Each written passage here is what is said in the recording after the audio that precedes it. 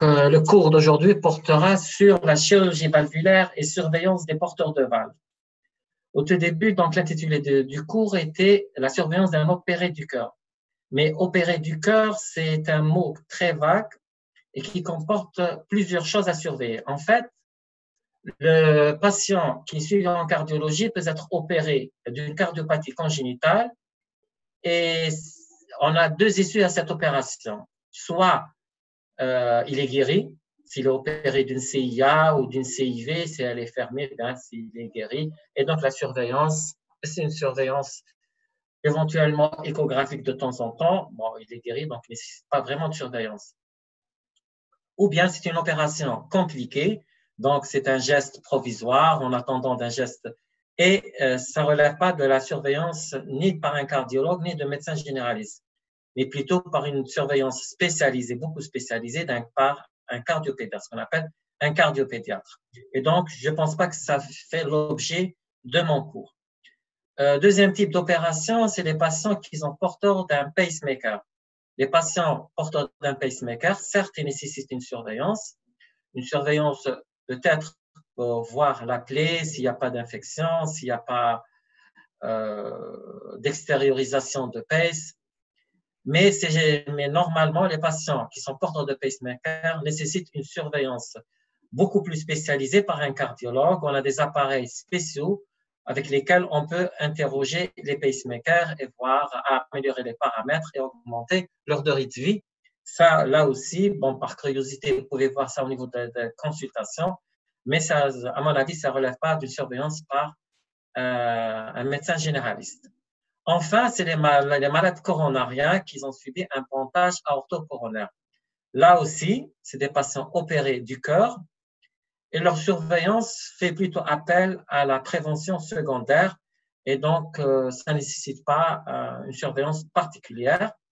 Je pense quand on a mis le titre du cours « Surveillance d'un opéré du cœur », le comité pédagogique voulait par là parler de chirurgie valvulaire et surveillance des patients porteurs de valves valvulaires.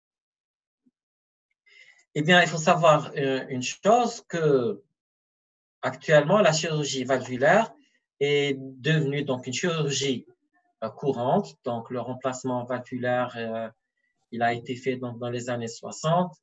Donc, actuellement, normalement, les chirurgiens sont entraînés à faire des remplacements valvulaires. Certes, le remplacement valvulaire permet donc d'améliorer la qualité de vie du patient, c'est-à-dire donc s'il faisait des OAP, il fera plus normalement d'OAP, il fera plus de signes d'insuffisance cardiaque. Mais cette chirurgie, il ne faut pas penser qu'une fois qu'on a remplacé ces prothèses, ces valves natives par des prothèses, que le patient est guéri. Pourquoi? Eh bien, tout simplement parce que le patient est soumis à des contraintes. Quelles sont les contraintes? C'est le traitement anticoagulant et la surveillance du traitement anticoagulant. Donc, c'est pour ça qu'on parle, entre parenthèses, d'une chirurgie plutôt palliative qu'une chirurgie curative. C'est-à-dire que le patient n'est pas guéri.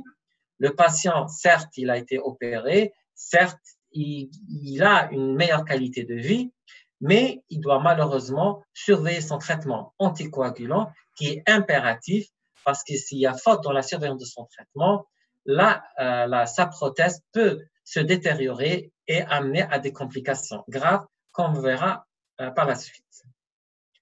Là, je donne quelques chiffres sur les mortalités post-opératoires. Par exemple, chez les patients de 45 à 54 ans, la mortalité à 15 ans pour les bioprothèses aortiques, elle est de 30%, les valves mécaniques de 26% et les plastiques, elle n'est que de 10%.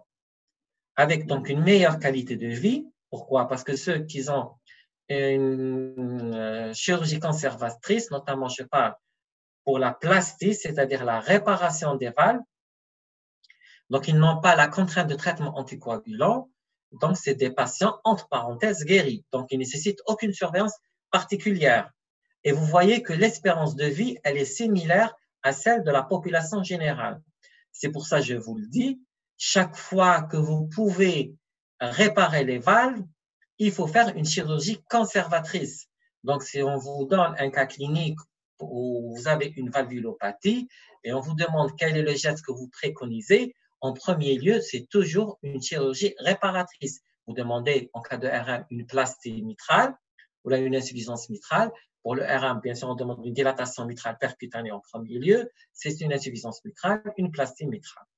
Donc, il faut toujours privilégier la plastie, un geste conservateur, au lieu de demander une valve, une prothèse mécanique ou bien une bioprothèse aortique.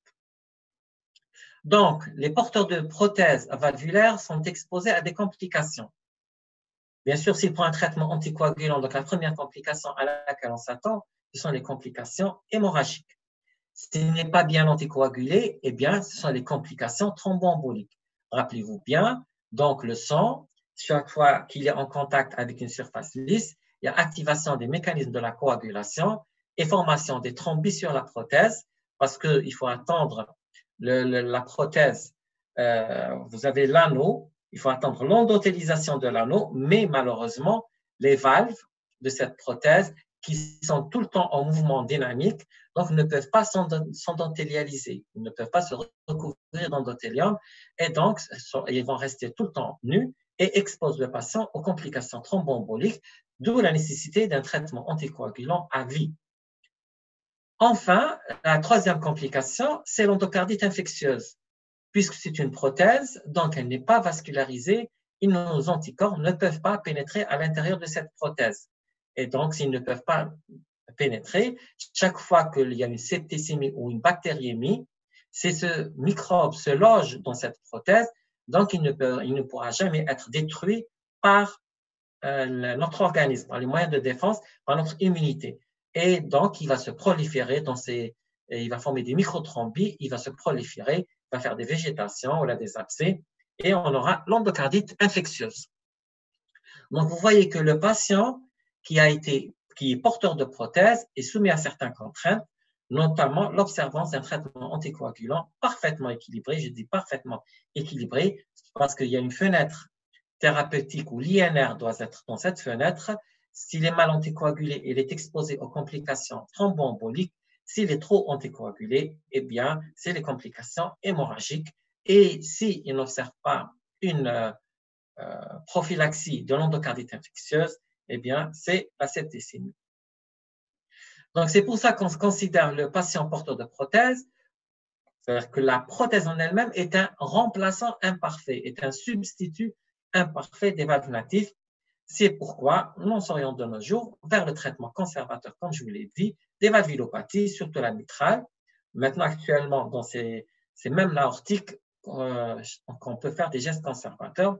Donc, en cas de rétrécissement mitral, c'est la commissurotomie percutanée pour la sténose mitrale et la plastie chirurgicale en cas d'insuffisance mitrale, bien sûr, dans les limites de la possibilité. Il faut que les valves quand même prêtent à une plastie, c'est-à-dire qu'on peut les conserver. Bien, s'ils sont dans un état de délabrement dépassé, bien s'il faut, on est obligé. Mais le remplacement valvulaire doit être le dernier recours du chirurgien. Les prothèses mécaniques, c'est quoi les prothèses mécaniques? Eh bien, ils sont constitués de deux éléments. Premièrement, il faut savoir qu'ils sont composés de matériaux inertes, c'est-à-dire anorganiques.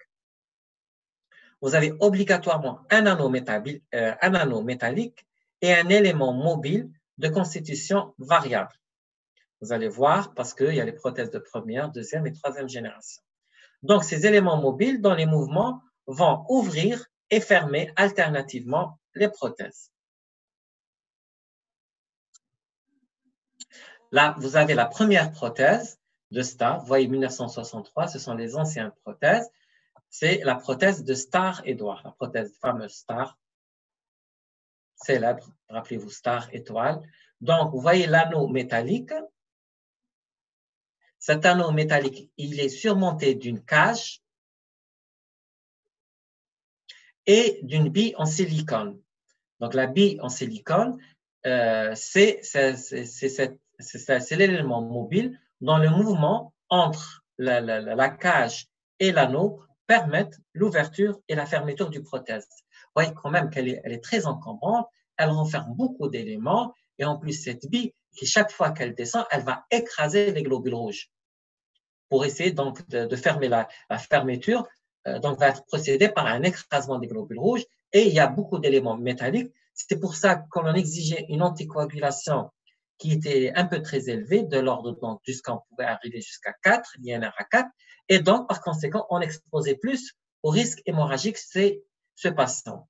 C'est pour ça qu'on a essayé de voir des prothèses moins encombrantes et moins thrombogènes. Donc, on est passé aux prothèses de deuxième génération. Vous allez voir par la suite les prothèses de deuxième génération. Ils sont constitués d'un seul disque. Et ce disque, dans les mouvements, donc les mouvements du disque de part et d'autre, permettent l'ouverture et la fermeture de la prothèse. Enfin, ce qu'on utilise actuellement, ce sont des prothèses moins thrombogènes.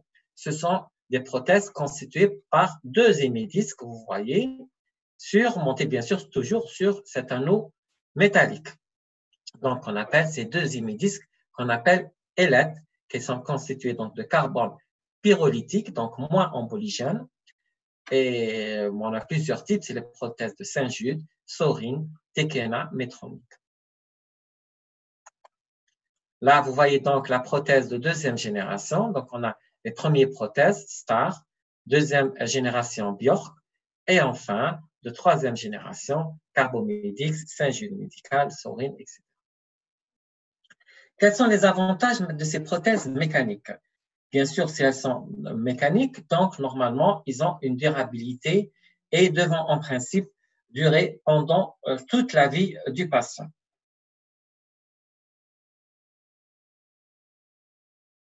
L'inconvénient, qui n'est pas de moindre, c'est la nécessité de prendre un traitement anticoagulant à vie. Donc, ils doivent prendre un traitement anticoagulant et la sensibilité particulière au risque infectieux. Donc, prothèse mécanique égale durabilité. C'est des prothèses qui doivent durer parce que notre organisme ne peut pas détruire donc, parce qu'ils ne sont pas de nature organique, donc ils ne peuvent pas être attaqués par nos immunoglobulines, ils ne peuvent pas être détruits et donc normalement, ils devraient durer pendant toute la vie du patient. Les prothèses biologiques, qu'on appelle aussi bioprothèses, on a deux types. On a ce qu'on appelle les bioprothèses classiques et les valves stentless. Stentless, c'est-à-dire sans anneau métallique. Less, sans et stent. Donc, les bioprothèses classiques, elles sont constituées d'un anneau métallique, donc, sur lequel on va surmonter des valves biologiques, des valves porciques en général, donc, ou bien fabriquées à partir du péricarde du veau. Ça, les bioprothèses classiques. Par contre, les valves stentless, c'est-à-dire ont la particularité de ne pas avoir été montées sur un support métallique ou plastique. Donc, vous imaginez qu'elles sont moins thrombogènes que les bioprothèses classiques. Là, vous avez un exemple des bioprothèses classiques. Donc, vous voyez toujours qu'elles sont constituées de l'anneau métallique que vous voyez en blanc, sur lesquelles sont surmontées donc des valves biologiques, le plus souvent des sigmoïdes aortiques du porc, c'est la bioprothèse de Hannock, ou bien péricarde de veau, c'est la de Carpentier, Carpentier et Edouard.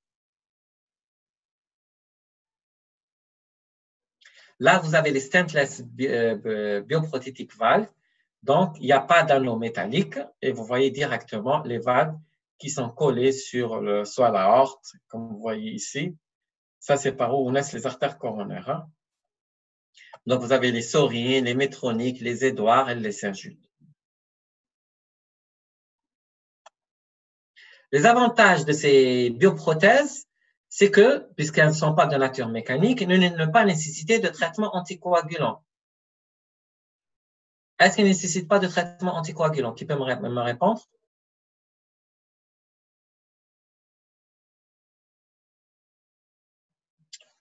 S'il vous plaît, une réponse?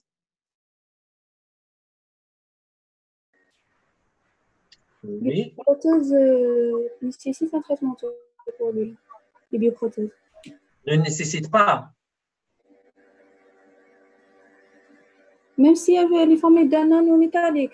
Voilà, donc vous vous rappelez donc, si vous avez bien suivi, on a un anneau mécanique. Et dans ce cas-là, qu'est-ce qu'il faudra faire? Donner le traitement. Donc, un traitement anticoagulant, mais c'est à vie. Donc, un traitement anticoagulant à vie. Donc, du coup, il n'y a pas d'avantage si on prend des traitements anticoagulants à vie. Rappelez-vous bien ce que je vous ai dit tout à l'heure. Je vous ai dit qu'elles sont constituées d'un anneau métallique, mais qui est immobile, sur lequel est surmonté des éléments qui sont mobiles. S'il est immobile, qu'est-ce qu'il va y avoir pour cet anneau métallique?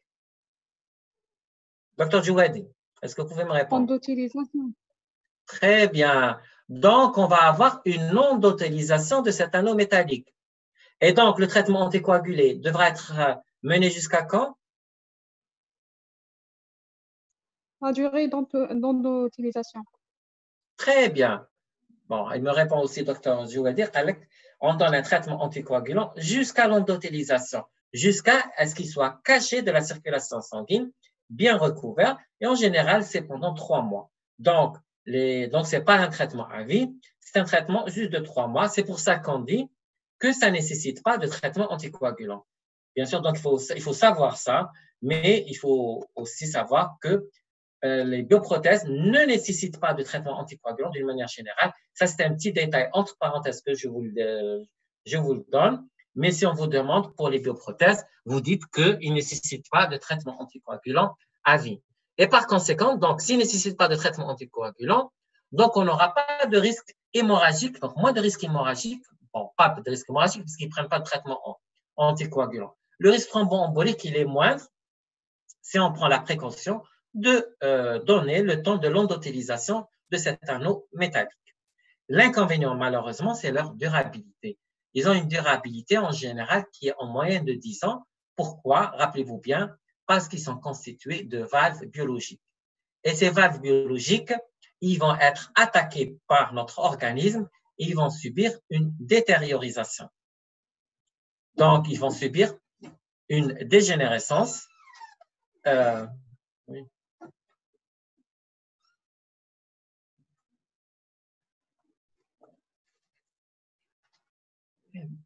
Pardon, une minute, je reviens. Pardon. Je leur ai dit qu'ils diront les deux. Le Wellens et les deux. Les deux. Vous les كملوا البيس ويديرهم وي. السوس ديكال ولا ويلانس؟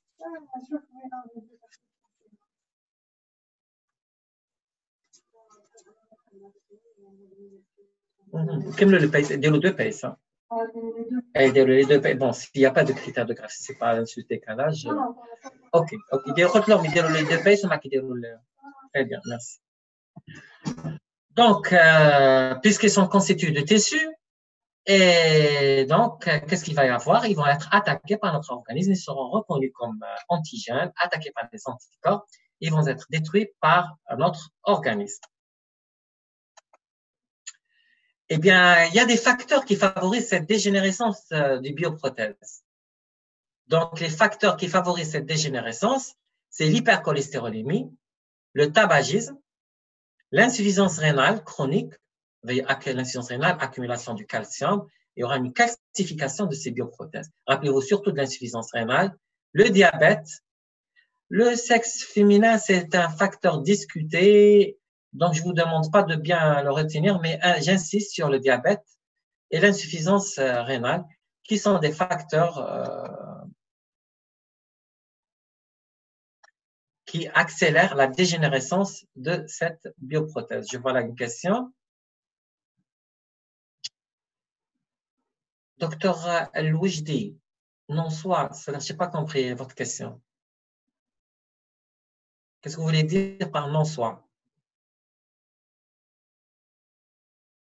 Docteur Wijdi, Talet, Fatiha.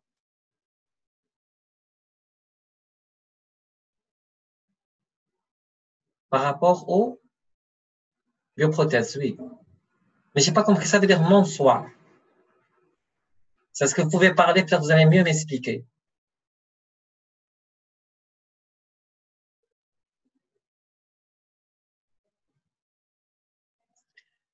c'est… Ah, ok, oui, oui, oui. Vous parlez en termes immunologiques, c'est-à-dire qu'elles n'appartiennent pas à notre organisme, c'est pour ça qu'elles sont détruites. Oui, bien sûr. Donc, c'est un tissu qui est reconnu comme étranger à l'organisme et donc, du coup, ils vont être… Oui, très bien, oui. Donc, c'est pour ça qu'ils vont être attaqués par l'organisme et cette détérioration sera d'autant plus rapide que le malade a une insuffisance rénale, qu'il est diabétique, ou bien qu'il est tabagisme, ou bien qu'il a une hypercholestérolémie. Donc, ce sont des facteurs qui accélèrent la dégénérescence de cette bioprothèse. Bon, il semble que les bioprothèses de type stentless, sans armature métallique, semblent donner des dégénérescences beaucoup plus tardives que les bioprothèses classiques.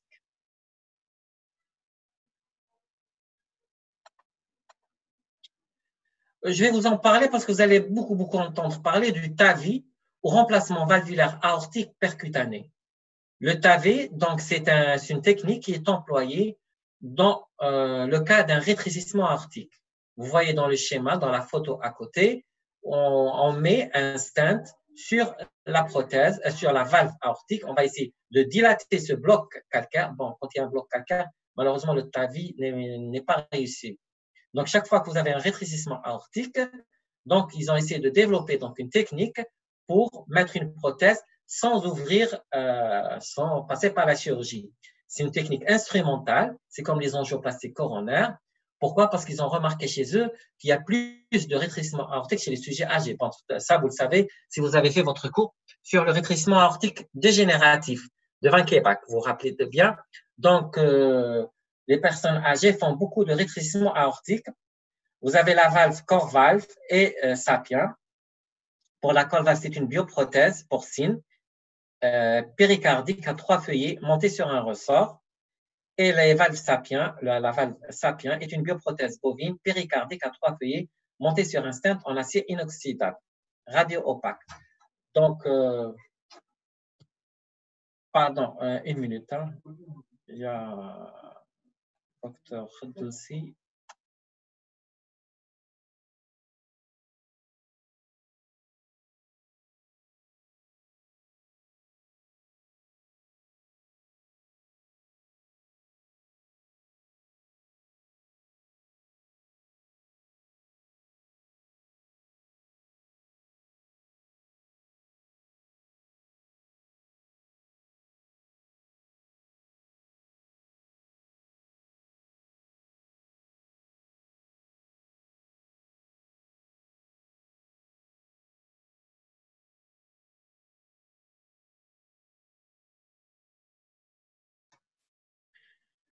Désolé.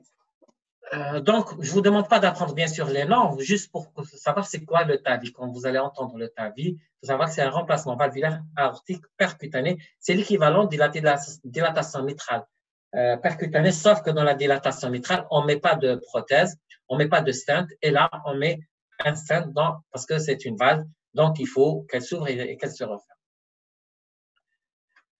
On va passer…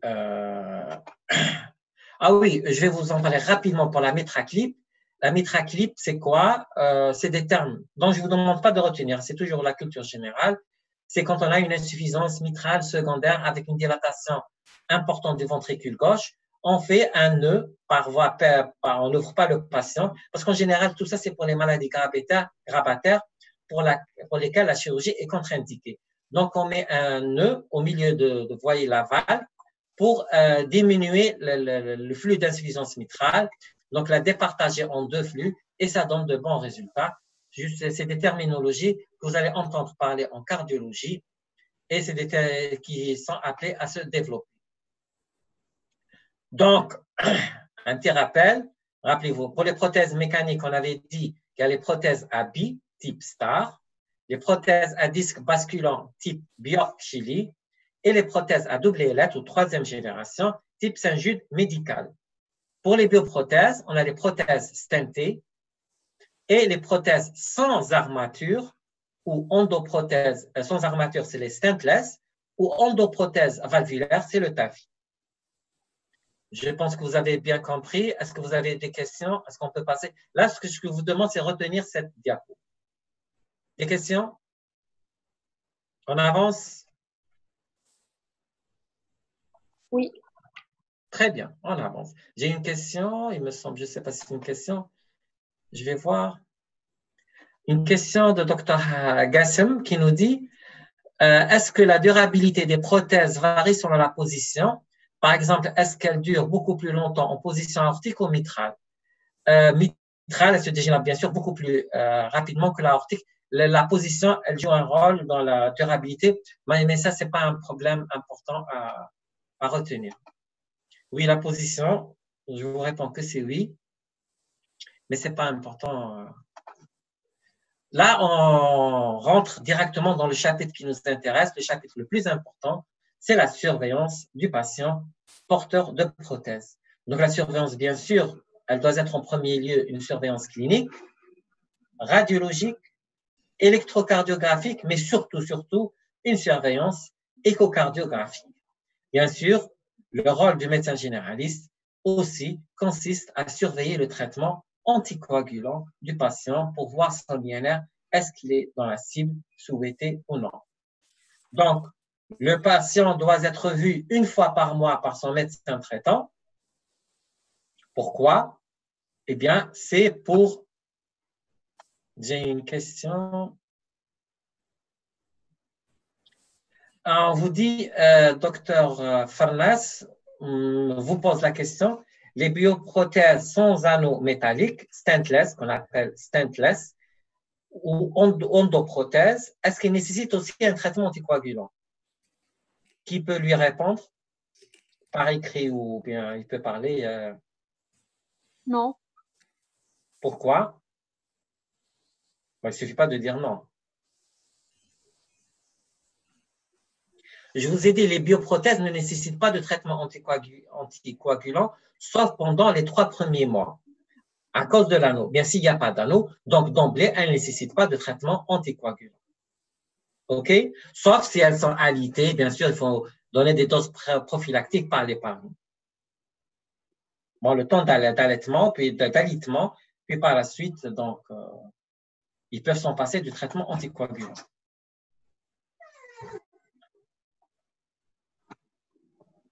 Une autre question? Ah, merci, je vous en prie, ce n'est pas une question. Oui? Oui. Je vous écoute. Les choses juste à notre niveau, de la Je n'ai pas compris ce que vous avez dit. Allô? Apparemment, il y a un problème de son. Est-ce que vous pouvez écrire votre question?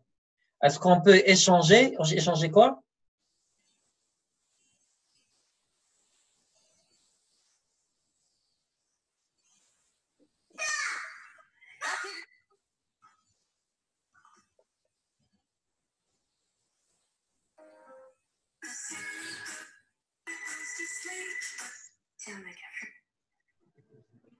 Ce que je vais faire là.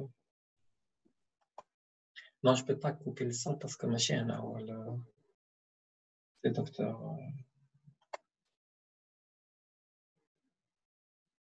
OK, est-ce qu'on peut avancer?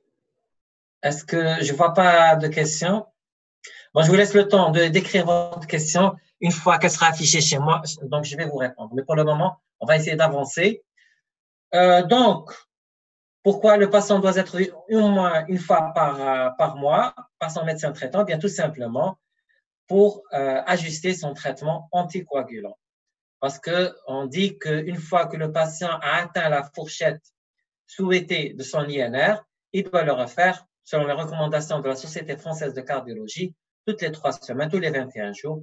Maintenant, par facilité, par habitude, on dit tous les mois. Bien sûr, le patient doit passer voir le cardiologue au bout de 2 ou 3e mois en post-opératoire. Pourquoi? Bien sûr, pour lui faire un échodoppler de contrôle. Ce n'est pas qu'un échodoppler de contrôle, mais c'est un échodoppler qui servira de référence pour les échocardiographies qui vont venir par la suite. Par exemple, si le patient avait une petite fuite paraprothétique, parce que vous vous rappelez bien, quand on a vu les prothèses sont fixées sur j'allais dire, sur l'anneau organique du patient. Là où les valves étaient fixées, on va fixer là l'anneau métallique. Par quoi? Par des fils. Mais ça arrive des fois que le chirurgien oublie de mettre un fil. Et vous aurez une petite fuite entre le côté organique et le côté mécanique. Et donc, s'il existait déjà en post-opératoire, donc, c'est que c'est un oubli. Mais par contre, si on le trouve au cours des échographies de contrôle, c'est qu'il y a rupture de ce filament, de ce fil de suture. S'il y a rupture de ce fil de suture, donc c'est qu'il y a un problème. Quand est-ce qu'il y a rupture? Eh bien, quand il y a une inflammation ou une nécrose du tissu. Et quand est-ce qu'on a une inflammation de la valve? Eh bien, on a une inflammation quand on a une endocardite infectieuse. Et on parle de fuite paraprothétique qui est un signe d'endocardite infectieuse. Ou bien quand il y a un infarctus du myocarde du côté des valves, eh bien, ça peut aussi entraîner donc la rupture du fil. Donc, vous voyez, l'échocardiographe en post-opératoire est très important. C'est un échocardiogramme de référence qui va servir donc pour le cardiologue pour essayer de comparer avec les échocardiographes qu'il va faire par la suite. Bien sûr, il est souhaitable que le patient opéré du cœur soit muni d'un carnet de surveillance. Pourquoi? Parce que vous allez voir, il doit dire quel type de prothèse. Est-ce qu'elle est une prothèse de première, deuxième, troisième génération? Bon, les caractéristiques de cette prothèse, l'INR souhaité, parce que vous allez voir le patient ne savait pas quel est l'INR souhaité. Donc, et enfin, sa carte de groupage. Il doit dire la carte de groupage, le centre où il a été opéré et le médecin qu'il faut appeler en cas d'urgence pour avoir plus de renseignements. On va voir ça aussi en détail. Là, c'est un exemple de carte de surveillance des patients porteurs de valves. La surveillance, elle est bien sûr toujours, elle est clinique. Comment on surveille cliniquement? Bien sûr, il faut rechercher une fièvre inexpliquée au long cours qui peut nous orienter vers une endocardite infectieuse. Mais surtout, on posera la question au patient. Par exemple, si le patient, avant son opération, il nécessitait 3 oreillers pour pouvoir dormir s'allonger, après l'opération, je me sentais bien, mais après une période de bien-être, le patient va voir ces signes récidivés, apparition de signes d'insuffisance cardiaque. Donc, ça veut dire qu'il y a un problème au niveau de ces prothèses. Et vous imaginez un patient qui a une prothèse en position mitrale. Si la prothèse, par exemple, en position mitrale ne s'ouvre pas, donc elle va donner l'équivalent d'un rétrécissement mitral. Donc, le sang ne peut pas passer de l'oreillette gauche vers le ventricule gauche, il va s'accumuler dans l'oreillette gauche, il va passer dans les veines pulmonaires, des veines pulmonaires vers les capillaires pulmonaires, et ça va vous donner un œdème aigu pulmonaire. Donc, il va avoir un OAP, ou bien quand il est dans la région interstitielle, entre les alvéoles et les capillaires, il va donner ce qu'on appelle la dyspnée. Une fois qu'il arrive au niveau des alvéoles, ça va donner ce qu'on appelle les œdèmes pulmonaires, l'œdème aigu pulmonaire. Et si la valve elle est complètement bloquée, fermée, eh bien, tout va être régurgité en amont. Ils vont aller dans les capillaires pulmonaires, vers les alvéoles pulmonaires, et le patient peut mourir suffoqué parce que les alvéoles sont inondées, il n'y aura plus d'échange alvéolo-capillaire. Par contre, si on est en position aortique, si le sang ne passe pas bien du ventricule gauche vers l'aorte, parce que les valves ne s'ouvrent pas bien, qu'est-ce que vous pouvez avoir? Eh bien, diminution du débit cérébral. Là, vous pouvez avoir de l'hypothymie, des syncopes, et si elle est complètement fermée, eh bien, c'est une mort subite. Rien ne passe vers les organes périphériques. Donc, c'est très important d'interroger vos patients sur leur symptomatologie, sur la dyspnée, le dyspnée qu'ils avaient en post-op et la dyspnée actuellement. Est-ce qu'il fait toujours? Vous lui posez des questions simples. Par exemple, quand vous allez à votre maison, vous arrêtez combien de fois? Est-ce que c'est la même chose qu'avant l'opération, qu'après l'opération? Et vous essayez de comparer les différentes situations. Mais aussi, vous interrogez le patient s'il n'a pas des signes de déficit neurologique transitoire. S'il y a une diplopie, une vision double qui apparaît même si elle disparaît, ou bien s'il n'y a pas une baisse de la paupière, une paralysie de la langue, même si c'est transitoire, c'est un signe qui peut nous orienter vers l'existence de thrombie au niveau de la prothèse, et ces thrombis peuvent emboliser, peuvent migrer vers n'importe quel organe et entraîner donc des troubles neurologiques. Ou bien la disparition d'un pouls, d'un membre, et ça donne ce qu'on appelle l'ischémie aiguë et non pas l'AOMie, et non pas l'artériopathie oblitérante des membres inférieurs. c'est l'ischémie aiguë d'un membre. Et dans ce cas-là, qu'est-ce qu'on fait en cas d'ischémie aiguë d'un membre? Fogartisation. Très bien, c'est la fogartisation de son membre en urgence avant la 6e heure. Maintenant, les complications liées au traitement anticoagulant, dès que le patient rentre, vous allez voir sa coloration. Si vous voyez que le patient est pâle, donc vous suspectez un saignement. Il y a une anémie. Qu'est-ce que vous devez demander en urgence devant cet aspect? Une formule en urgence et bien sûr son INR. Si son INR il est correct, donc ça n'a rien à voir avec votre prothèse, ce saignement peut être en rapport avec d'autres problèmes. Rappelez-vous bien, chaque fois qu'il y a un saignement, vous demandez l'INR. Si l'INR il est dans les normes, il faut rechercher un problème sous-jacent. Comme quoi, le problème sous-jacent, qu'est-ce qu'on avait dit? Une tumeur. Très bien. Un problème néoplasique. Pourquoi les tumeurs? Pourquoi les tumeurs? Rappelez-vous bien, en anapathie, quand on vous a parlé des problèmes néoplasiques, on vous a dit que les tumeurs ont des néovaisseaux. Voilà. C'est des néovaisseaux. Les caractéristiques de ces néovaisseaux, c'est leur fragilité. Et donc, c'est des tumeurs qui vont saigner facilement. OK? Donc, devant toute hémorragie, demandez la formule et l'INR. La formule pour voir la profondeur de ce saignement et l'INR pour voir est-ce que la prothèse elle est inculpée ou bien si elle est innocente. Le dernier temps de l'examen, vous avez vu donc l'interrogatoire et l'inspection qui sont des temps très importants dans la surveillance clinique d'un patient opéré du cœur. Par la suite vient, si vous avez une suspicion clinique, vous passez à l'auscultation. Bien, l'auscultation, si vous avez une bioprothèse, donc ce sont des prothèses, des valves natives, des valves biologiques organiques. Je vous en prie. Oh non, ça va. Il y a le docteur Alzo qui vous passe le bonjour. Il est venu vérifier est-ce que le cours est fait ou non. Ah bon, merci. Merci. Et donc, l'auscultation doit être identique aux valves natives du patient. Par contre, quand il a une prothèse mécanique, le bruit de ces valves, c'est le bruit, donc c'est un bruit claqué, intense et métallique.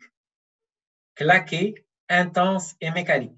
C'est le bruit d'un ancien réveil. Je ne sais pas si vous avez vu les anciens réveils. C'est le même bruit que vous entendez, même à distance, sans même les ausculter les patients. Cependant, ces bruits, ils ne doivent pas être modifiés. Eh bien, il faut savoir, le signe pathognomonique d'une atteinte de cette prothèse, c'est l'apparition d'un bruit diastolique surajouté. Un souffle d'insuffisance aortique en cas de prothèse aortique ou roulement diastolique en cas de prothèse mitrale. Tout souffle, on vous l'a dit en sémiologie, tout souffle diastolique est pathologique jusqu'à preuve du contraire. La surveillance radiologique, eh bien, la radiographie n'apporte pas d'éléments directs de dysfonctionnement de prothèse. Le cliché de thorax, on peut voir donc des modifications du volume de la silhouette cardiaque, le cœur qui augmente de volume, mais c'est à la longue. Bon, on cherchera d'éventuels signes classiques d'insuffisance cardiaque. Par contre, ce qu'il faut faire en radiologie, l'examen que vous devez faire, c'est la radioscopie ou luminofluorescence. La radioscopie, pourquoi? La radioscopie va vous permettre de voir les mouvements de ces ailettes, de ces éléments mobiles. Si une ailette est bloquée, donc c'est qu'elle est thrombosée. Et normalement, là, j'ai une vidéo. Je ne sais pas si... Non, elle ne marche pas parce que je n'ai pas ramené avec moi. Bon. J'essaierai par la fin de vous montrer le film. Donc, vous allez voir, donc c'est une scopie dans un film où vous devez voir les mouvements des ailettes. S'il n'y a pas de mouvement, là, vous voyez par exemple une ailette qui bouge, vous voyez l'espace vide, et là, elle est fermée, donc elle ne bouge pas. Donc, c'est un signe de thrombose de cette ailette. Donc, il n'y a qu'une seule ailette qui fonctionne. Donc, rappelez-vous bien l'examen clé dans la surveillance radiologique de la prothèse. Pas l'examen quand vous suspectez qu'il y a un problème, vous devez passer, bien sûr, après l'échocardiographie, à la radio. C'est un examen facile et qui peut être fait, qui ne nécessite pas des connaissances particulières.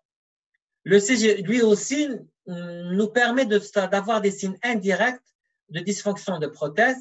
À la longue, on peut voir une hypertrophie ventriculaire gauche ou droite, mais ce n'est pas un élément spécifique. Par contre, en post-op, il faut faire un ECG obligatoirement après l'opération pour voir s'il n'y a pas de souffrance du myocarde pendant l'opération, parce que le patient était sous anesthésie générale, donc il ne va pas décrire la douleur. Ça arrive à nos chirurgiens de temps en temps de nous ligaturer des artères coronaires et qui sont responsables d'un infarctus. Ils ne se rendent pas compte, le malade, à la sortie de sa CEC, circulation extracorporelle, eh bien, le patient, le cœur ne veut pas démarrer. Pourquoi? Parce qu'il a fait un infarctus. Eh bien, il faut faire un ECG, rechercher des signes d'ischémie, de troubles de la repolarisation, notamment ou bien des signes d'infarctus du myocarde. C'est très important de faire des électrocardiogrammes aux patients après la sortie du CEC. Et il faut aussi, surtout, rechercher des troubles de la conduction auriculo-ventriculaire, notamment en cas de remplacement valvulaire aortique, souvent parce que le tissu de conduction, il est tout près de l'aorte, donc du point de l'insertion de la prothèse, et souvent, ça arrive que le geste s'accompagne d'un bloc auriculo-ventriculaire. Donc, vous voyez, il est impératif de faire un électrocardiogramme à la sortie du patient de la chirurgie pour voir s'il n'y a pas de trouble de la conduction, s'il n'y a pas de signe d'ischémie qui témoigne d'une souffrance myocardique, c'est-à-dire que le cœur a été mal protégé pendant l'opération, ou plus grave, de signes d'infarctus du myocarde. L'examen clé de surveillance de patients opérés du cœur est l'échocardiogramme Doppler. Donc, il doit être réalisé au moins une fois par an, mais systématiquement, au moindre doute de dysfonctionnement ou de thrombose de prothèse. Qu'est-ce qui permet cet électrocardiogramme, cet échocardiogramme, pas électro, l'échocardiogramme, eh bien, de mesurer les gradients transprothétiques, surtout le gradient moyen. C'est quoi le gradient? C'est le passage du sang de part et d'autre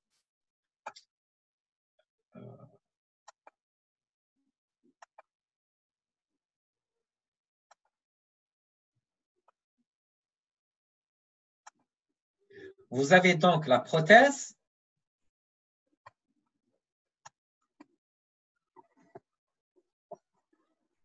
donc qui se trouve dans le parcours d'un flux sanguin.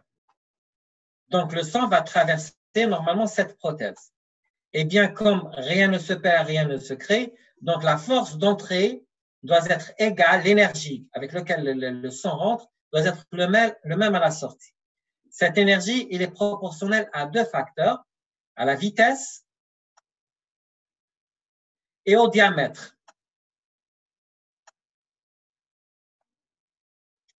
Donc, leur produit, normalement, à l'entrée, doit être égal à leur produit à la sortie. Comme le diamètre, il est proportionnel au gradient. On sait que le gradient est égal à 4 fois la vitesse au carré.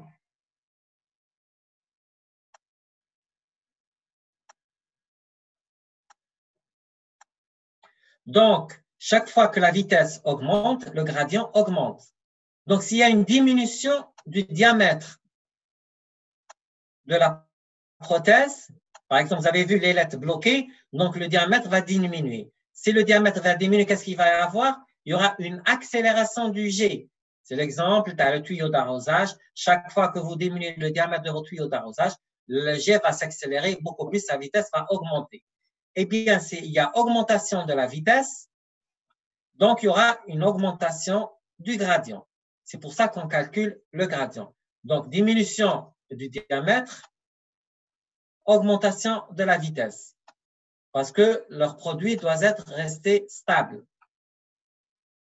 J'espère que vous avez compris.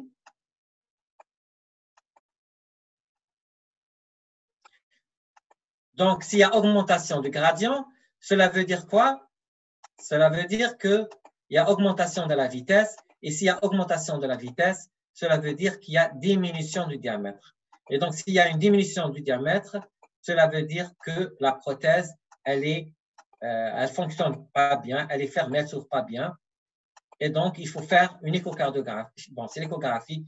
Et donc, il faut aller retrouver des solutions. Donc, qu'est-ce qu'il faut faire dans ce cas-là? On va voir qu'est-ce qu'il faut faire en chaque cas.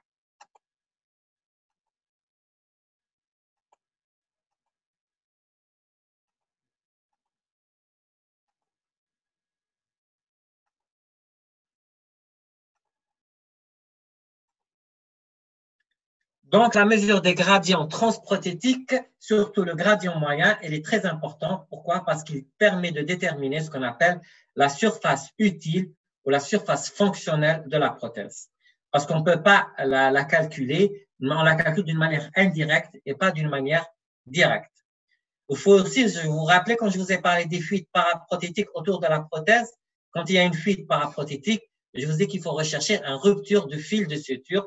S'il y a une rupture de fil, donc il faut suspecter soit une inflammation, donc une endocardite infectieuse, ou bien une nécrose. Cette fuite peut être intraprothétique ou paraprothétique. Et bien sûr, il ne faut pas oublier de compléter notre examen par la mesure des diamètres du ventricule gauche. Est-ce que le ventricule gauche est dilaté, n'est pas dilaté? Diamètre des cavités gauche ou droite et les oreillettes. Et voir la fraction d'éjection, la force du ventricule, la capacité à combien il éjecte le sang. C'est ce qu'on appelle la fraction d'éjection. En cas de suspicion donc, de dysfonction de prothèse, l'échocardiogramme Doppler peut s'aider par l'échocardiogramme Doppler transœsophagien, qui est un apport très important, surtout en cas de prothèse mitrale. Pourquoi? Vous vous rappelez bien quand vous avez fait, je ne sais pas si vous avez votre TD de radiologie, on vous a dit que le sauvage, il est contre l'oreillette gauche, et quand on fait rentrer l'échocardiogramme transœsophagien, c'est une sorte donc de fibroscope sur laquelle est monté donc un appareil d'échographie de Doppler qui va émettre des sons. Donc, il va être juste à côté de l'oreillette gauche et on pourra voir bien la prothèse mitrale. Là, je vous ai donné un exemple de gradient. Là, vous voyez un gradient qui est très élevé. Voilà. Et là, vous voyez donc les ombres de la prothèse mécanique qu'on voit. Et là, vous avez un flux transprothétique. Vous voyez un flux en mosaïque parce que normalement, on a deux flux quand on fait l'échodoppler. Soit un flux bleu, ça veut dire que le sang s'éloigne de notre sonde, ou bien rouge qui se rapproche de la sonde. Eh bien, si vous voyez plusieurs couleurs, là, vous voyez jaune, rouge, bleu, vert, toutes les couleurs sont là. Ça veut dire que notre flux a une vitesse très élevée et donc ça témoigne de la célérité de la vitesse de votre flux. Donc, il y a une sténose ou bien il y a de votre prothèse, c'est-à-dire il y a un rétrécissement de l'orifice de votre prothèse. Donc, on a vu donc la surveillance clinique, on a parlé de la surveillance radiologique, n'oubliez pas la radioscopie, on a parlé de l'électrocardiogramme pour voir s'il n'y a pas de signes de souffrance, d'infarctus et surtout les signes de dissociation auriculo-ventriculaire, notamment un bloc auriculo-ventriculaire. Maintenant, et bien sûr, l'examen de choix de clé, l'examen clé dans la surveillance d'un patient opéré du cœur, c'est l'échocardiogramme qui doit être fait 3 à 4 mois en post-opération, une fois que le patient a éliminé tous les drogues, donc que le cœur reprend son activité normale, on fait l'échocardiogramme de référence et la surveillance peut se faire tous les 6 mois ou tous les ans, bien sûr en comparant toujours avec l'ancien échocardiogramme de référence qu'il doit ramener toujours avec lui. Le traitement anticoagulant, donc surveillance de traitement anticoagulant est indispensable à vie. Le traitement par les AVK se fait par l'INR. Donc, il doit se faire, tout dépend du type de l'INR, mais chez nous, puisqu'on a un INR de demi-vie qui est intermédiaire, donc doit être fait toutes les 72 heures. Une fois que l'INR rentre dans la cible thérapeutique, il doit être contrôlé 24 heures plus tard. S'il est toujours dans la cible, dans la fourchette souhaitée, on le refait tous les 21 jours ou bien tous les mois. N'oubliez pas, il doit être contrôlé chaque modification d'ordonnance. Chaque fois que le patient reçoit un nouveau traitement, il est indispensable de faire l'INR. Rappelez-vous bien ce qu'on a dit sur le traitement anticoagulant, l'interaction médicamenteuse. Donc, il y a une interaction médicamenteuse entre les AVK et la thérapeutique. Donc, vous êtes dans l'obligation, chaque fois que le patient prend un nouveau traitement, donc de contrôler son INR.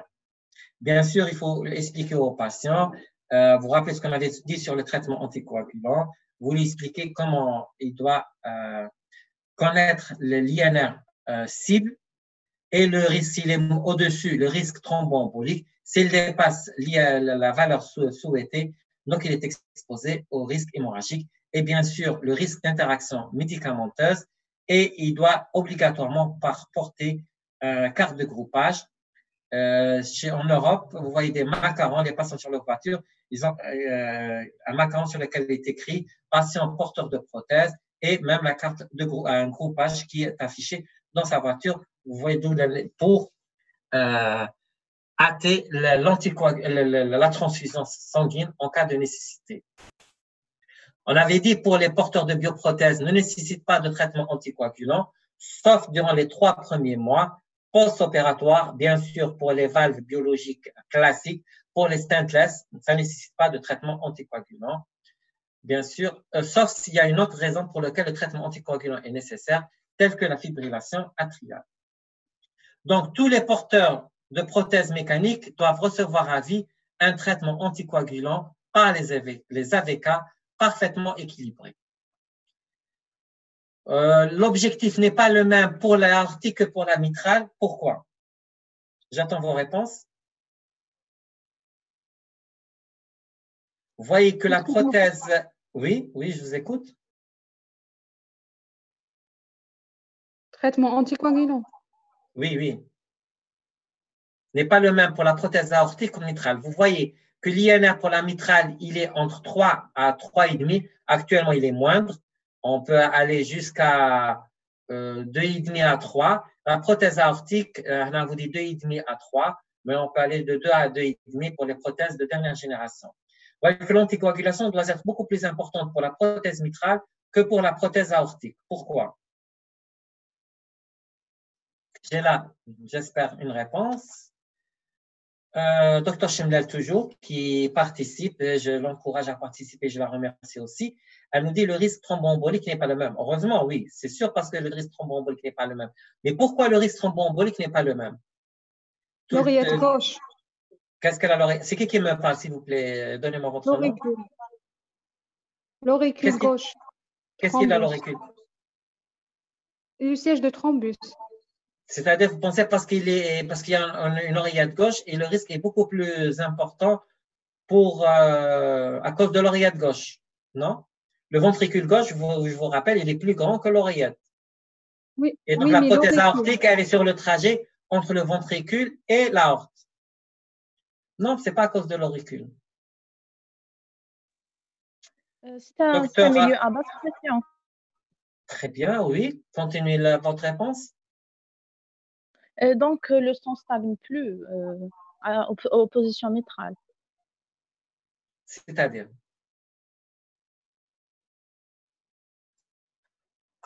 Est-ce que vous pouvez répéter, s'il vous plaît?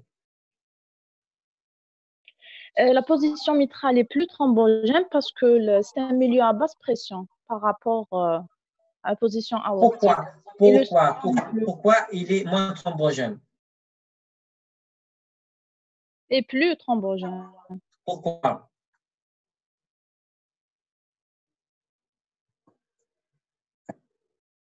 C'est vrai que la position mitrale, elle est beaucoup plus thrombogène que la position aortique.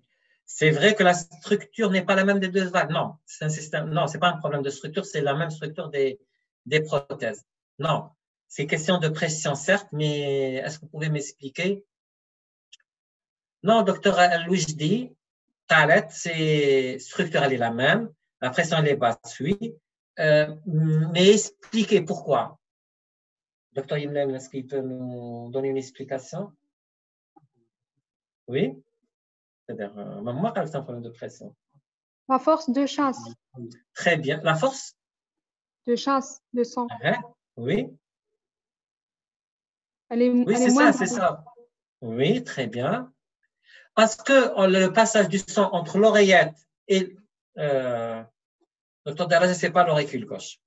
Le passage du sang entre l'oreillette et le ventricule gauche, il se fait à basse pression. Donc, l'écoulement, il est lent, il est laminaire. Oui, l'orifice il est plus grand et l'écoulement, il est lent. Par contre, le passage du sang entre le ventricule et l'aorte, le ventricule gauche a une force d'éjection très importante parce qu'il doit lutter contre des pressions très élevées de l'aorte, de 120 ou de 100 mm de mercure. Vous imaginez donc ces pressions très élevées, ce qu'on appelle les forces de lavage. Donc, quand on injecte avec une pression très importante, c'est quand vous avez un tuyau d'arrosage. Si vous voulez enlever une trace sur le mur, vous êtes obligé de diminuer les diamètres pour augmenter la vitesse de sortie de l'eau pour qu'il puisse enlever les saletés du mur. Par contre, si vous laissez écouler à une vitesse qui est lente, il ne va jamais enlever ce qu'il y a sur le mur. Et donc, les pressions sont beaucoup plus importantes au niveau entre le ventricule gauche. Donc, quand il y a éjection du sang du ventricule gauche vers l'aorte, c'est une éjection. Quand il y a formation des microtrombies, ces microtrombies vont disparaître parce que le ventricule, quand il va éjecter du sang, il va laver ces microtrombies et donc, il faut attendre une formation de nouveaux trombies et à chaque fois, il y aura des lavages. À chaque éjection, il y aura un lavage de ces microtrombies. La même chose pour l'aorte, par contre, il y a un écoulement lent. C'est vrai qu'il y a une contraction de l'oreillette à la fin pour éjecter ce qui reste, mais elle n'est pas très importante. Donc, vous voyez, c'est pour ça que le risque thromboembolique, le risque thrombogène au niveau de la prothèse mitrale est beaucoup plus important qu'au niveau de l'aortique. Et par conséquent, l'anticoagulation ne doit pas être beaucoup plus importante, doit être plutôt beaucoup plus importante au niveau de la mitrale qu'au niveau de la prothèse aortique. Est-ce que je me suis fait bien comprendre? Oui. Très bien. Donc, on peut continuer. Docteur Farhi, ce n'est pas la mobilité des valves. La mobilité des valves, elle est la même. C'est une question de pression et de force d'éjection qui n'est pas la même. J'espère que vous avez bien compris, docteur Farhi. Oui, docteur, merci. Je vous en prie. Donc, vous voyez, l'INR n'est pas le même selon la position. C'est pour ça que l'anticoagulation, elle va différer d'une position à une autre. Maintenant, le problème qui va se poser en cas d'extraction dentaire. J'ai une extraction dentaire, qu'est-ce que je dois faire? Je ne dois jamais interrompre le traitement anticoagulant. Qu'est-ce qu'on peut faire? Eh bien, il faut demander au patient de diminuer la dose des AVK jusqu'à obtenir un INR entre 2 à 2,5. C'est-à-dire un INR inférieur à 2,5. Une fois que l'INR est inférieur à 2,5, on adresse le patient chez son stomatologue, son dentiste, pour l'extraction dentaire. Bien sûr, ils sont des techniques spéciales pour les patients qui sont sous traitement anticoagulant. Il doit reprendre la dose à laquelle il était bien anticoagulé le jour même. Pourquoi? Parce que rappelez-vous bien, le temps d'action des AVK est retardé. Il ne va pas augmenter son INR tout de suite, mais il va mettre au moins 7 jours. Vous savez tous, la cicatrisation, elle est de 48 à 72 heures. Donc, il n'y a pas de risque hémorragique. Rappelez-vous bien, il ne faut jamais arrêter le traitement anticoagulant. Donc, le traitement anticoagulant ne doit jamais être interrompu. Pour l'extraction dentaire, on doit demander donc au patient de diminuer sa dose d'AVK. Dès qu'il arrive à 2, moins de 2,5 en tout cas, on peut autoriser l'extraction dentaire avec reprise de la dose, pas diminuée, mais la dose initiale à laquelle il était bien anticoagulé. Et bien sûr, on doit vérifier ça au bout de 72 heures. Maintenant, pour une intervention chirurgicale extracardiaque, là, pour une intervention, on doit arrêter le traitement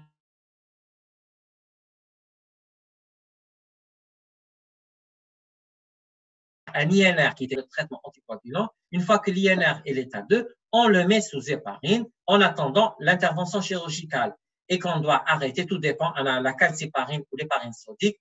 L'héparine sodique, on l'arrête 2 heures avant l'intervention et l'héparine calcique 4 heures avant l'intervention. En cas de grossesse, on a parlé le risque thromboembolique, il est multiplié par 10. En cas donc de grossesse, qu'est-ce qu'il faut faire? Vous vous rappelez parlé de risque tératogène. D'ailleurs, c'est vous qui m'avez parlé de risque tératogène. On avait dit qu'au cours du premier trimestre, les AVK, au cours du premier trimestre, les AVK traversaient la barrière placentaire. Et on avait dit, rappelez-vous bien, que c'est au cours de ce premier trimestre qu'il y a ce qu'on appelle l'organogénèse, la formation des organes. Donc, c'est pour ça qu'il y a des malformations des organes. Et donc, normalement, le traitement anticoagulant ne doit pas être pris au cours du premier trimestre de grossesse. Il doit être remplacé par l'héparine. Pourquoi? Parce que l'héparine, elle ne passe pas la barrière placentaire. Donc, classiquement, on doit faire le relais par l'héparine une fois que la patiente se sait qu'elle est enceinte. Donc, en général, elle le sait à partir du premier mois de grossesse. Quand il y a un retard de ses règles, elle fait le test de grossesse. Si elle sait qu'elle est enceinte, donc elle doit consulter son médecin pour faire le relais par les AVK. Mais on a constaté que malheureusement, le risque thromboembolique est très important au cours de ce premier trimestre de grossesse. Vous allez revoir ça quand je vais vous faire le cours sur cœur et grossesse. Donc, ils ont remarqué que chez les patientes qui sont bien anticoagulées, avec une dose qui est inférieure à, je pense, c'est 2 mg.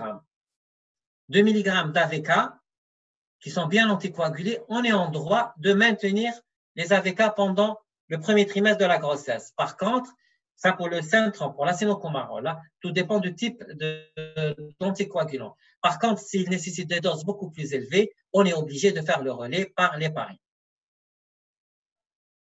Et bien sûr, durant les 15 derniers jours, pour préparer l'accouchement, parce qu'il peut se faire par voie basse, ce serait amené à extraire le fœtus, donc augmenter le risque hémorragique, à faire une épisiotomie, à faire une césarienne, et tout ça, donc le saignement est très important. Donc, il faut préparer la patiente les 15 derniers jours de la grossesse. Les recommandations donc actuelles, donc, dans le traitement par AVK pendant toute la durée de grossesse, mais s'il n'y a pas, la dose d'antivitamine K doit être inférieure à 2,5, à 1 mg plutôt, un quart. Là, vous avez la carte à la surveillance d'un patient opéré du cœur. Les complications des prothèses mécaniques, puisqu'elles sont de nature mécanique, sont les complications thromboemboliques, des insertions, complications infectieuses et complications du traitement anticoagulant, c'est-à-dire les complications hémorragiques. Par contre, les complications des bioprothèses, c'est surtout la dégénérescence. Les complications rares, c'est l'hémolyse et la fracture. On va essayer de les voir. Les complications thromboemboliques, c'est la complication la plus fréquente des prothèses, plus fréquente avec les mécaniques qu'avec les bioprothèses. Elles sont beaucoup plus fréquentes durant la première année de surveillance d'un patient opéré du cœur. Pourquoi? Parce que c'est la période d'apprentissage de la prise du traitement anticoagulant. Le risque, il persiste bien sûr au-delà.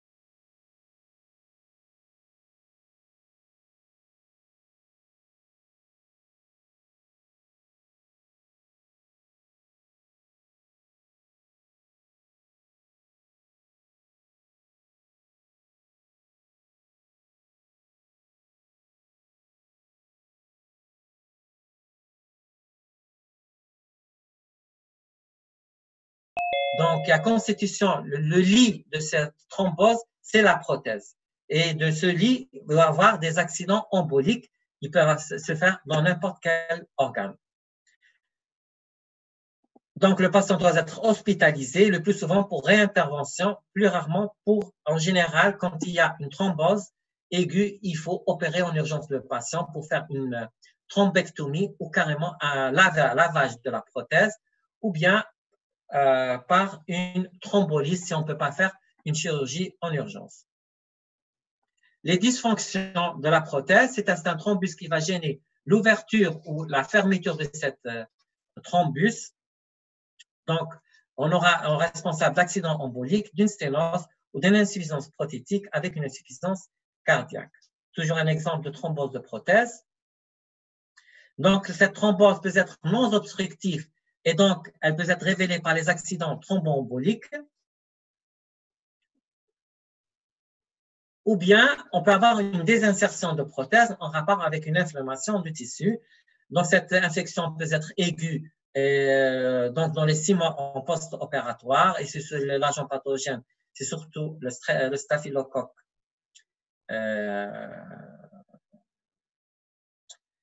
Donc, soit d'une désinsertion importante.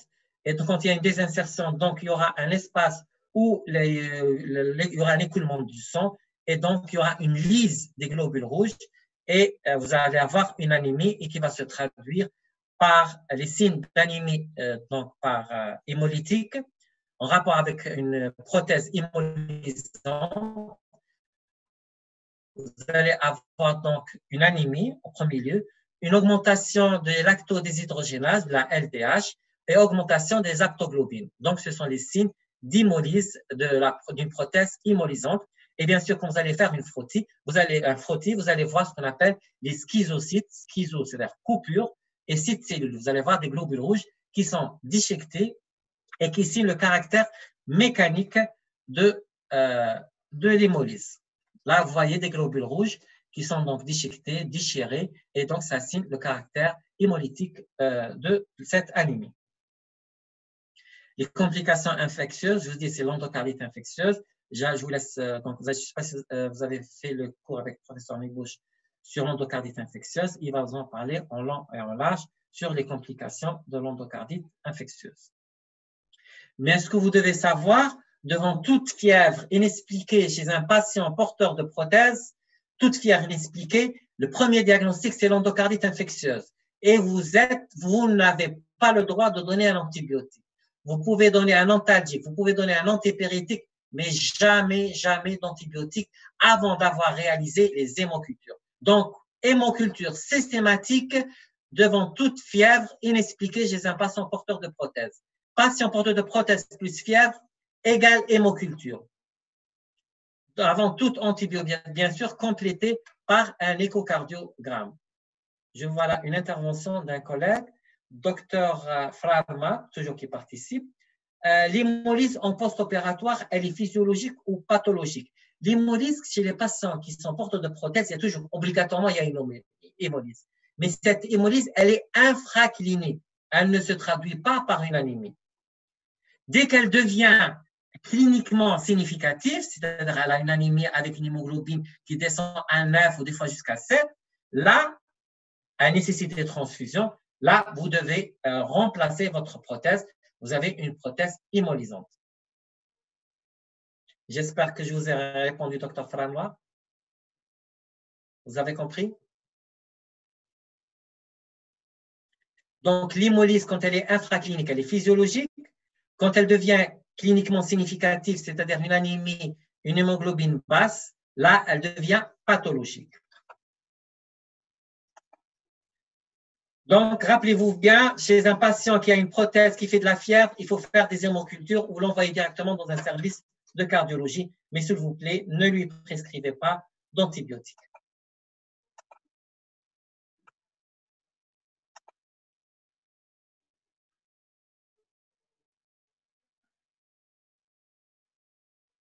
Donc, l'antibiothérapie probabiliste, ce n'est pas à vous de la faire, c'est pas si on doit être hospitalisé dans un service de cardiologie et c'est là qu'il doit prendre l'antibiothérapie probabiliste en cas de forte suspicion quand il y a une endocardite infectieuse à forte probabilité. Et je pense que ça relève de la spécialité et quand on vous demande, vous pouvez lui donner un antipyrétique s'il fait de la fièvre, un antalgique s'il a mal, mais pas d'antibiotiques. L'antibiothérapie probabiliste doit être réservée dans un milieu spécialisé, au moins qu'ils font des hémocultures et ils vont adapter l'antibiothérapie en fonction du germe pathogène. Donc, les complications aux accidents hémorragiques, notamment sur les gens qui vont saigner sont les sujets âgés. C'est pour ça qu'on dit que c'est les sujets de plus de 75 ans, il est préférable de les mettre sous bioprothèse parce qu'ils ne nécessitent pas de traitement anticoagulant et ils ne peuvent pas se déplacer tout le temps pour faire la surveillance de leur l'INR. Donc, un patient de plus de 75 ans, il est préférable de lui prescrire une bioprothèse qu'une prothèse mécanique. Les complications hémorragiques peuvent se voir, bien sûr, à tous les niveaux, cérébral, digestif, hématurie, mélométrorragie ou bien un hématome. Mais n'oubliez pas, si l'INR il est correct, il faut rechercher une lésion sous-jacente, un ulcère ou bien un problème néoplasique. Je rappelle, ça je ne l'ai pas dit sur la surveillance du traitement anticoagulant, que chez l'injection intramusculaire, elle est contre-indiquée chez les patients sous traitement AVK. En cas d'hémorragie, bien sûr, le traitement antivitamine K doit être interrompu et remplacé par l'héparine, sauf en cas d'hémorragie cérébrale, là, il faut arrêter tout traitement. Bien sûr, tout dépend de l'INR. Si l'INR est supérieur à 6, vous êtes dans l'obligation d'arrêter votre traitement antivitamine K et de surveiller votre patient jusqu'à un INR qui doit être inférieur à 2,5 ou à 2. Là, vous prenez le relais par les AVK. Mais quand il s'agit d'une hémorragie grave, vous devez interrompre votre traitement par les antivitamines K. Et on a vu sur la surveillance de patients sous AVK comment on donne la vitamine K. Et bien sûr, qui se rappelle, est-ce qu'on a un antagoniste de traitement par les antivitamines K?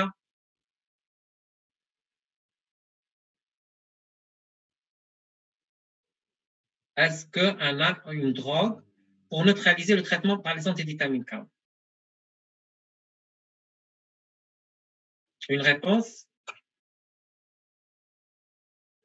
Pas de réponse. Donc, il n'y a pas de drogue. Ce qu'on peut donner, c'est les PPSB, du sang total. Mais n'oubliez pas, même quand vous donnez la vitamine K, ce n'est pas un antidote des AVK, mais l'antivitamine K, elle inhibe la régénération. Quand vous avez donné la vitamine K, elle va aider à fabriquer des facteurs de coagulation qui sont actifs. Rappelez-vous bien, quand vous donnez des antivitamines K, vous allez trouver des facteurs de coagulation dans le sang qui sont inactifs parce qu'ils ne peuvent pas capturer le calcium qui les aide à entamer la cascade pour l'activation des facteurs de la coagulation.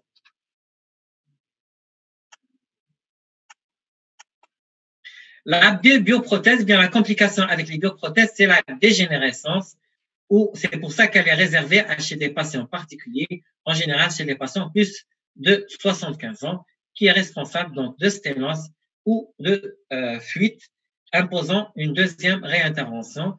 Pourquoi 75 ans? On dit que la durée moyenne de vie d'une bioprothèse est de 10 ans, 75 ans, 85 ans, la moyenne de vie chez nous en Algérie, elle est de 75 ans, il me semble, 76 ans chez les femmes et 74 ans chez les hommes. Donc, comme on dit chez nous, donc c'est pour ça qu'il faut préférer une bioprothèse. Les complications rares, l'hémolyse dont on a parlé, je vous ai dit, elle est constante, elle est minime et elle est infraclinique, due au traumatisme des hématies sur la prothèse. Les hémolyses pathologiques sont rares avec les prothèses actuelles et se voient surtout en cas de dysfonction et notamment de désinsertion. Donc, chaque fois que vous avez une désinsertion, une fuite paraprothétique, pensez à l'endocardite infectieuse. La fracture d'une ailette, elle est exceptionnelle. En cours de ma carrière, 20 ans de cardiologie, j'ai jamais vu de fracture d'ailette d'une prothèse. Donc, c'est une complication rare ou exceptionnelle. Ce que vous devez retenir, donc c'est les points forts que vous devez retenir. Est-ce que vous avez des questions? Des questions? Si vous n'avez pas de questions, on va entamer rapidement le cas clinique qui va résumer sur tout ce qu'on a dit. Vous avez une patiente de 62 ans opérée pour remplacement valvulaire mitral 6 mois auparavant. 62 ans qui a été opérée 6 mois auparavant par une Saint-Jude à double ailette pour maladie mitrale rhumatismale. Hospitalisée en urgence pour un accident neurologique régressif. aphasie motrice transitoire, survenue quelques heures plus tôt, totalement régressif en une vingtaine de minutes. Donc, au bout de 20 minutes, tout a disparu, la patiente a retrouvé sa motricité normale. Elle revient, donc elle passe aux urgences, l'examen neurologique, il est normal, elle n'a pas de fièvre, elle est apéritique, l'auscultation de la prothèse mitrale, elle est normale, il n'y a pas de souffle, surtout diastolique, parce qu'on peut avoir sur la prothèse un souffle systolique, ce qu'on appelle le souffle de lavage. Mais il n'y a pas de souffle diastolique.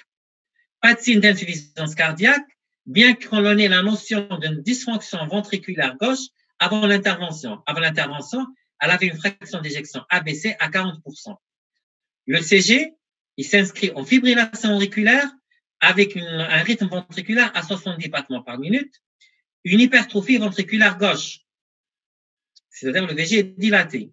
La radiographie pulmonaire retrouve une dilatation atriale gauche, une vascularisation pulmonaire normale. Son dernier INR, il remonte à 15 jours et il était à 1,8. Vous avez vu le cas clinique, vous l'avez lu et vous l'avez entendu. Première question que je vous pose, là, c'est à vous de répondre. C'est pas à moi, je ne vais pas répondre. Question numéro 1. Pourquoi avoir mis en place une valve mécanique? Pourquoi avoir mis en place une valve mécanique? J'attends vos réponses.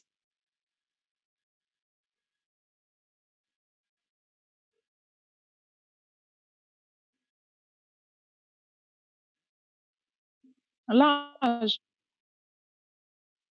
L'âge, donc pourquoi l'âge? Donc, cette patiente qui a 62 ans, docteur Farahi, sujet jeune, 62 ans, c'est jeune. Bon. 62 ans, on est à la retraite.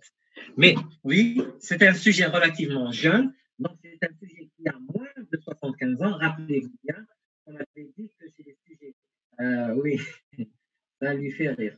C'est un sujet donc, de moins de 75 ans. Il faut privilégier une prothèse mécanique qu'une prothèse biologique.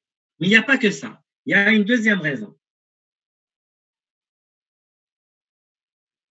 Qui peut me trouver la deuxième raison?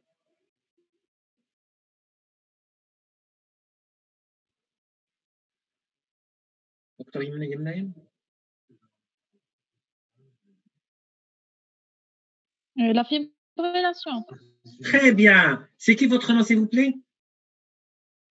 Gassem. Docteur Gassam a très bien répondu. Oui, bien sûr.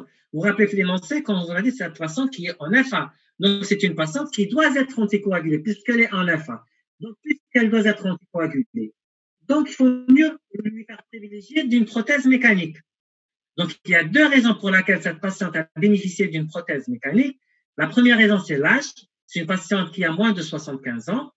Et la deuxième raison, c'est une patiente qui a une fibrillation auriculaire. Très bien, c'est aussi docteur Boussis qui a répondu aussi. Donc, c'est bien. Donc, pourquoi la patiente, pourquoi avoir mis en place une valve mécanique? Eh bien, la réponse, c'était l'âge et l'existence d'une fibrillation auriculaire. Le choix de la prothèse, donc je vais vous rappeler. Donc, une prothèse mécanique, c'est le sujet moins de 60 ans, en fibrillation auriculaire et niveau social et intellectuel capable d'un suivi correct. C'est-à-dire que le patient ne doit pas avoir une insuffisance mentale ou la isolé qui ne peut pas faire son INR. Dans les cas, on peut leur donner des prothèses biologiques. Donc, la prothèse biologique, elle est réservée à qui? Chez les patients qui ont plus de 75 ans, qui sont en rythme sinusal et ou bien qui ont une chirurgie lourde et hémorragique programmée. Par exemple, ils doivent se faire opérer pour une tumeur cérébrale ou là, pour un problème néoplasique. Ben, ils sont programmés pour ça. Donc, on peut leur faire une prothèse biologique pour éviter le saignement. OK? J'espère que vous avez bien compris. Une deuxième question. De quelle surveillance devait-elle bénéficier après l'intervention chirurgicale, cette patiente? De quelle surveillance devait-elle bénéficier après l'intervention chirurgicale?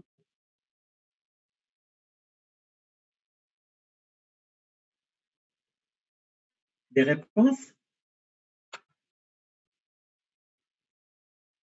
Je ne vois pas de réponse. Eh bien, la surveillance, elle est multidisciplinaire. Et là, il faut reprendre le cours qu'on a vu.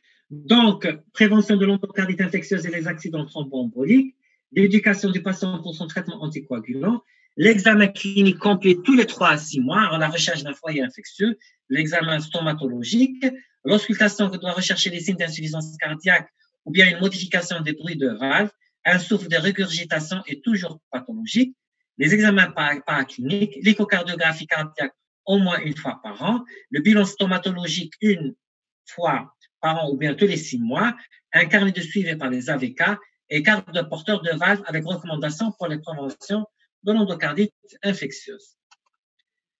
Pas dernière question. Quelle hypothèse diagnostique formulez-vous chez cette patiente? Quelle, avec S, hypothèse, donc il y a plusieurs hypothèses diagnostiques chez cette patiente. Qui peut me donner une réponse? Un thrombus. Bon, vous êtes que la malade, elle a les urgences, vous l'avez vu, me dit qu'est-ce qu'elle a la malade? Elle a un thrombus. Qu'est-ce que vous répondez? Oui. Donc, un AIT. Voilà, il faut répondre que cette patiente a fait un accident ischémique transitoire. Parce qu'il y a régression des signes en moins de 20 minutes. Donc, quelle hypothèse diagnostique? C'est un accident ischémique transitoire. Alors, notre patiente a fait ce qu'on appelle un AIT. Bon, on peut dire que peut-être c'est l'AVC hémorragique, mais dans le cas chez la patiente porteur d'une prothèse valvulaire cardiaque, la première étiologie à envisager après un accident thromboembolique, c'est celle d'une thrombose de prothèse. Ceci est d'autant plus que la patiente a été mal anticoagulée. Rappelez-vous bien, son INR, il était à 1,8 depuis plusieurs semaines. Donc, la réponse a été AVC hémorragique, parce qu'on avait dit que dans les AVC hémorragiques, donc les déficits ne sont pas systématisés. Je ne sais pas si il faut votre modèle de neuro, mais la comparaison entre l'ischémique et l'hémorragique, c'est la systématisation. Et dans le cas de porteur de prothèse, c'est la thrombose de prothèse. Une autre question?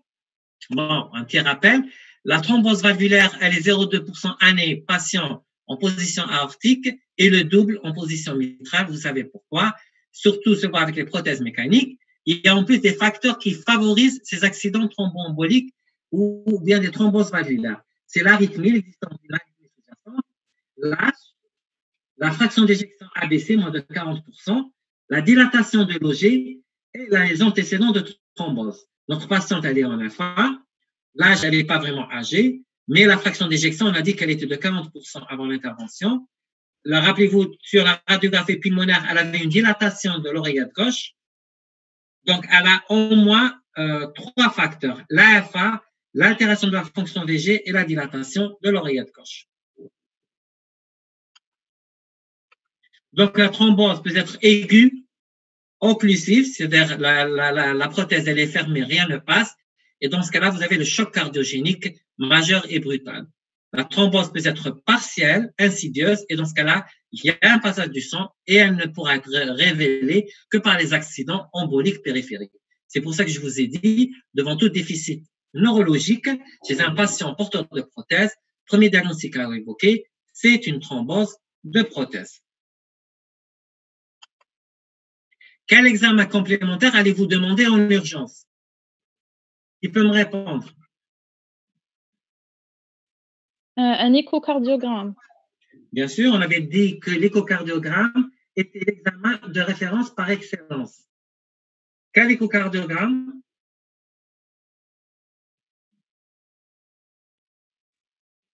Écho-Doppler. L'écho-Doppler cardiaque, oui. Radioscopie.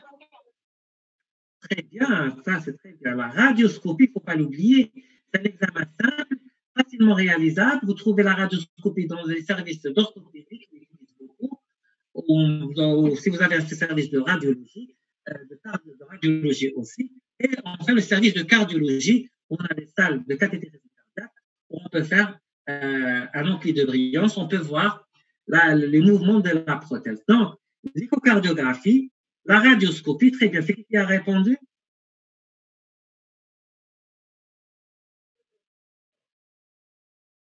Elle ne veut pas dire son nom. Ben, ce n'est pas grave, mais vous devez la connaître. Alors, qui me répond? Qu'est-ce qu'on doit faire chez cette patiente? Je vous rappelle, c'est une patiente qui a fait un AIT. Elle est porteuse d'une prothèse. On avait dit, on va faire l'échocardiogramme, bien sûr, pour voir le mouvement de la valve. On peut s'aider par une radioscopie en urgence. Autre chose, un scanner, bien sûr, la première des choses, c'est lui faire un scanner cérébral pour voir est-ce que c'est un AIT, un AVC ischémique ou hémorragique. Devant tout déficit neurologique, le scanner cérébral est indispensable. Ben, peut-être que c'est une tumeur cérébrale. Donc, vous devez faire un scanner cérébral ou même un IRM cérébral. Actuellement, les nouvelles prothèses, avec les nouvelles prothèses, on peut faire l'IRM. Avant, parce que c'était des prothèses mécaniques, ça contre-indiquait l'IRM. Et actuellement, on peut faire un scanner cérébral ou même un IRM cérébral. Le docteur, donc, Dick, donc, il a bien répondu. Donc, un scanner cérébral. La suite, il faut que vous participez tous. Donc, on a parlé d'un échocardiogramme Doppler, de la radioscopie, de scanner cérébral. Très bien. L'échocardiogramme peut être complété, d'autant plus que c'est une prothèse mitrale, par l'échocardiogramme, par l'échographie transœsophagienne. Très bien, docteur Simel. Donc, l'échocardiographe transœsophagienne peut compléter. Bien sûr, on demande, bien sûr, docteur Jouadi, demander l'INR parce que son dernier INR qui remonte à plusieurs semaines, elle était mal anticoagulée, elle était à 1,8. Il faut demander un nouveau INR pour voir où est-ce qu'elle est de son INR. Très bien, donc là, je vois quand même des réponses qui sont satisfaisantes. L'échocardiographie, complétée si c'est nécessaire par le PO, le scanner cérébral en première intention, l'IRM cérébral, l'INR, un examen biologique, l'INR. Mais qu'est-ce que vous devez faire entre? Ça, je vous l'ai dit, le cours sur les traitements anticoagulants ou les antiagrégants plaquettaires. Devant un AVC. Qu'est-ce que vous devez rechercher comme lésion coupable? C'est vrai, dans la majorité des cas, c'est en rapport avec une atteinte, une thrombose de la prothèse, mais il faut rechercher les autres étiologies. Et l'étiologie qui est la plus responsable des AVC. L'endocardie. Non, ne restez pas en concorde. Vous avez fait votre module de neurologie. Fibrillation. Est-ce que vous avez fait votre module de neurologie? Oui. Alors, quelles sont les étiologies des AVC? La fibrillation auriculaire. Embolique, oui. Autre cause, elle est en infâme, de toute façon. Donc, le plus probable, c'est. Et quelle athérosclérose? Les artères cérébrales. Surtout des artères carotidiennes. Et comment les explorer, les artères carotidiennes, devant un AVC? Doppler. Par un échographe Doppler. C'est un examen simple qui se réalise facilement. Donc, on demande un écho-Doppler des troncs supra-aortiques à la recherche d'une rupture du plaque. Mais là, c'est évident. Elle est mal anticoagulée. L'INR, elle est 1,8. Elle est porteuse d'une prothèse. Elle est en FA. Elle a une fraction d'éjection qui a APC. Elle a une oreille gauche qui est dilatée. Donc, fort probablement que ce soit cet accident thromboembolique est en rapport avec sa prothèse mécanique. Donc, quel examen allez-vous demander en urgence? Un scanner cérébral ou l'IRM, un bilan de coagulation avec INR, ce que vous avez répondu. Et on n'élimine pas une endocardite infectieuse parce que, rappelez-vous bien, c'est ça que j'ai votre cours, l'endocardite infectieuse, elle donne au niveau cérébral les anévrismes mycotiques qui peuvent se rompre et ils sont responsables d'un AVC hémorragique. Malgré que la patiente soit apéritique, pour rechercher d'éventuels signes en faveur d'une endocardite infectieuse, formule CRP et fébrine. Un échocardiogramme transthoracique et transœsophagien, radiocinéma de prothèse et un échodoppler des troncs supra-aortiques. Très bien. Donc, c'est rare les promos qui m'ont répondu à toutes les questions. Et là, je trouve quand même que vous avez un bon niveau. Donc, vous avez pu répondre à mes questions. Et je vous en félicite. Je suis ravi. L'INR est à 1,9, comparable à celui des dernières semaines. Docteur, je ne me rappelle plus de votre nom, Abdallah, il me semble. Est-ce que l'INR est correct et quel est l'objectif d'INR dans cette situation?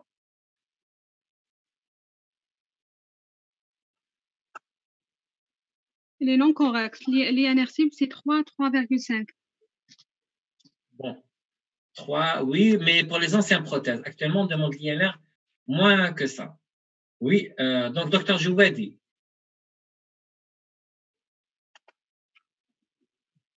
C'est très bien, l'INR n'est pas correct. Et donc, l'INR, il est variable en fonction de la position de la prothèse. Donc, l'INR cible, c'est 2,5 à 3,5. Pourquoi? Parce qu'elle a des facteurs de thrombose surajoutés, prothèse mitrale, FA, dysfonction ventriculaire gauche et une intervention qui est récente. Donc, son INR cible doit être entre 2,5 et 3,5. Et là, vous avez donc les INR cibles. Donc, le cours, je pense que Dr. Rezouk va vous l'envoyer et vous pouvez voir votre INR cible avec les facteurs de risque qu'on a cités. Chez cette patiente, quelle thérapeutique proposez-vous en urgence? Héparine. Très bien. Je vous ai dit, quand un patient est mal anticoagulé, il faut penser pour qu'elle héparine parce qu'elle a une action immédiate. Donc, en urgence, il faut mettre votre patient sous héparine avec maintien de l'AVK à forte posologie. C'est-à-dire, il faut augmenter la dose de votre AVK pour avoir l'INR cible, mais en attendant que l'INR atteint la fourchette souhaitée, il faut la mettre sous héparine. L'héparine, donc, non fractionnée, l'HNF, en intraveineuse, c'est-à-dire c'est l'héparine sodique, à 500 unités par kilogramme par jour, ou bien sous-cutanée en 2 injections quotidiennes, c'est-à-dire l'héparine calcique, 0,1 ml par 10 kg, 2 fois par jour, chez les patients porteurs de valves cardiaques. Vérifiez la surveillance, rappelez-vous bien, la surveillance des patients qui sont séparés, sous héparine. On doit demander une numération formule sanguine 2 fois par semaine à la recherche d'AIT, de la TIH, de la thrombopénie induite par l'héparine. Donc, il faut demander le taux des plaquettes 2 fois par semaine, tant que le patient est sous héparine, et si pas de thrombolyse, parce qu'elle ne présente pas des signes de choc ou elle ne fait pas d'OAP massive ou de syncope ou de réintervention, juste, il faut anticoaguler, car le contexte est en faveur d'une thrombose non obstructive. Bon, je pense que je suis arrivé à la fin de mon cours. Je vous remercie donc de votre assiduité et surtout de votre participation avec moi. Je vous rappelle aussi que si vous avez des questions, je suis toujours là pour vous répondre. Est-ce que vous avez des questions en rapport avec ce cours-là ou avec les cours qu'on a fait précédemment? Si c'est non, donc je mets fin au cours. Des questions, s'il vous plaît?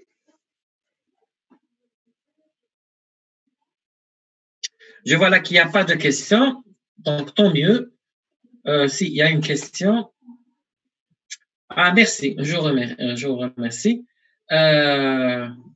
Pourquoi l'endocardite donne l'hémolyse?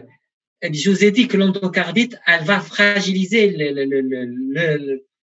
le tissu sous la prothèse. Et en le fragilisant, le fil de suture qui tenait la prothèse à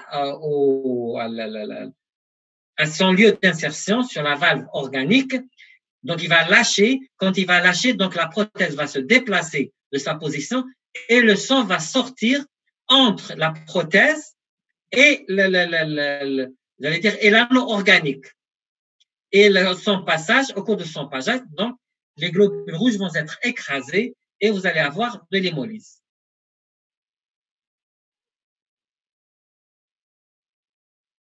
OK? Je vous en prie. Pas d'autres questions? Eh bien, je vous donne rendez-vous au prochain cours Cœur et grossesse, Inch'Allah. Et pourquoi pas, je pense que vous aurez au moins, que vous allez refaire votre stage. Donc, on va se revoir pour discuter des cours que j'ai enseignés. Donc, si vous avez des questions, peut-être qu'on va faire des petits résumés. Et je vous donne rendez-vous à bientôt, la prochaine séance sur Cœur et grossesse. Merci encore et à bientôt, Inch'Allah. Au revoir. Merci, docteur. Merci, docteur.